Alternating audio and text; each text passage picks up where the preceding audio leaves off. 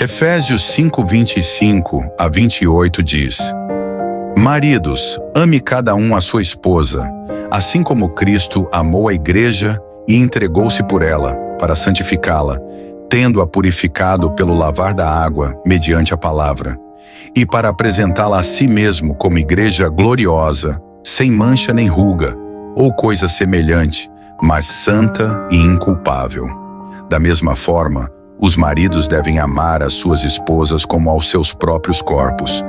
Quem ama a sua esposa, ama a si mesmo.